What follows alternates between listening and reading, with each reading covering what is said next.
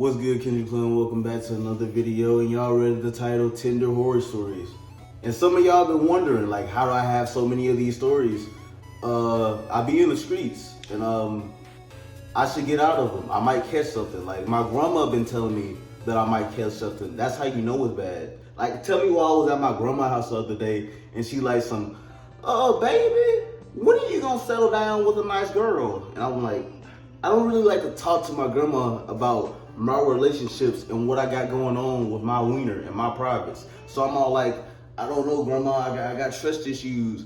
And then she gonna hit me with some, well, baby, you know, if you keep sinning in these streets, God will take away your meat. I said, well, I didn't even say nothing. I just walked away because you talking about God's gonna take away my wiener for having sex with women, like like that's. Why isn't he doing that to the dog? The dog ain't got to get married, so why do I get married? Why do I get my dick taken?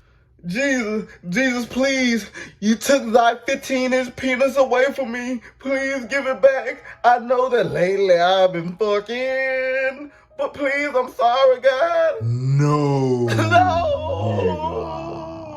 But I'll give you 2. No.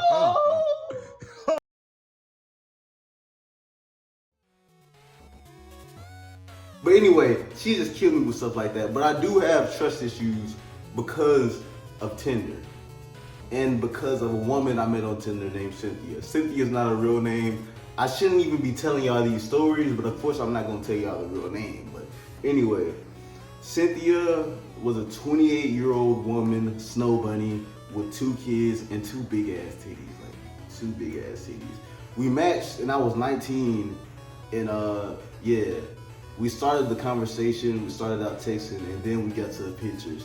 And I shine during the pictures. Like, when I'm taking dick pics, I be putting my dick in high dog buns. I got a little tuxedo for my dick and a little jersey. But anyway, you know, like, we meet up one night, basically. And I remember having to walk all the way over to her house, which is like 5 miles away. Like, I had to bring a bottle of water and a small hotel soap and to wash my balls on the way to the trip, like, you know, so my balls would be fresh. But anyway, I make it to her house, I knock on the door, and she hit me with that, come inside and take your pants off. And the first thing I say in my head, I'm like, damn, I can't get a I can't get a bottle of water because, like, I drunk mine here and wasted it on my balls the whole time, and I'm thirsty. But you don't say hey or nothing like that. But anyway, she sat me down on her couch, and she started polishing my peen. I'm trying to be PG with these videos, but this shit is starting to sound stupid. She was sucking my dick. And then when she was sucking my dick, her phone started ringing, right? She answered the phone, and then she's like, hey baby, the kids, they're at my mom's. What am I doing? I'm eating. I love you more, B. She hung up and she continued to suck my dick. And that's when it clicked in my head. That was not a metal blowjob ring she was wearing on her finger. That was a wedding ring she was wearing while sucking my dick. And I started to scan the house and I was looking at the pictures, and there was a strong-chinned Caucasian man that she was with. It was her husband. And I was like, oh my God.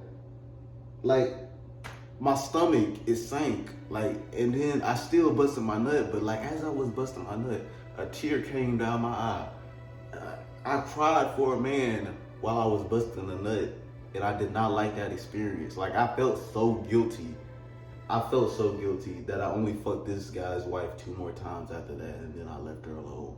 Like, I don't want to be no type of house wrecker, but anyway, let's get into a more lighthearted story. Y'all want to hear about a catfish? Let's hear about a catfish. So anyway, there was this like account on Tinder named Nook. She was light-skinned with freckles and a fat ass. A nice fat ass. And she matched with me. And at that point, I should have known it was fake. Like, getting hot girls on Tinder is rare. Like, getting sexy girls it's rare. It don't happen that often. Women are picky. Like, y'all know how they be picky with the food they eat and going to restaurants, they're picky. But anyway, I matched with her, and I go to her apartment full of hope, hoping that she'll be real. And I was crushed with 375 pounds of black despair. I love dark-skinned women. I love dark chocolate. But she wasn't any of that. She was just black as hell.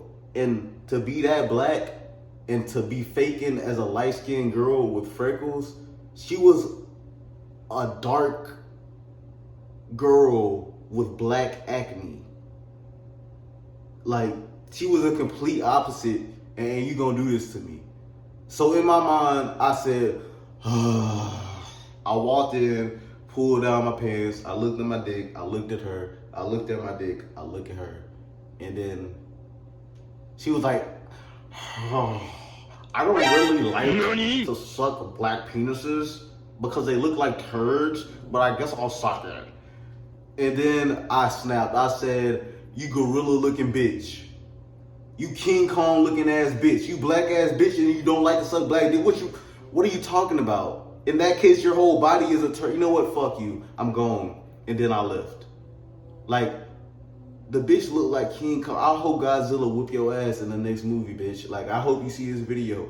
Fuck you. And y'all, let's get into a story where like the girl was actually real and she was sexy. So there was this girl named Ashanti I matched with. She was a hot cocoa, skin complexion. Yeah, hot cocoa. That's how I describe her. She had fat ass. She weighed like 200 pounds, 5'11", but like 150 of those pounds was titties, ass, and thighs. Like, she was bad. And then I went over to her house expecting it to be a dude or something, and I would have to have a sword fight to save my butthole. But she opened the door and it was her fine ass. And like, she asked if I wanted to come inside because I got lost looking inside her brown, beautiful nipples. And I said, come inside. Yeah, I'll come inside. That's why I didn't bring condoms. And then we went into her house, and like everything was going so good. Like when she would walk up, like her ass would move in 4 different directions. Like it would be like, bow, bow, bow. I was like, wow.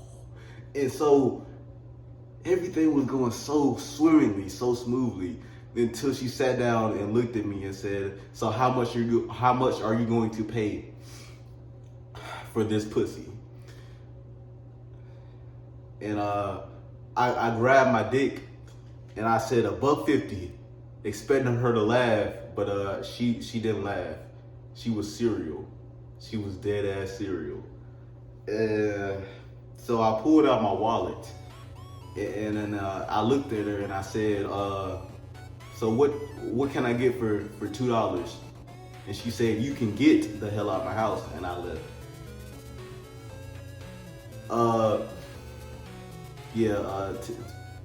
Like the video. I'm not telling y'all no more of these stories.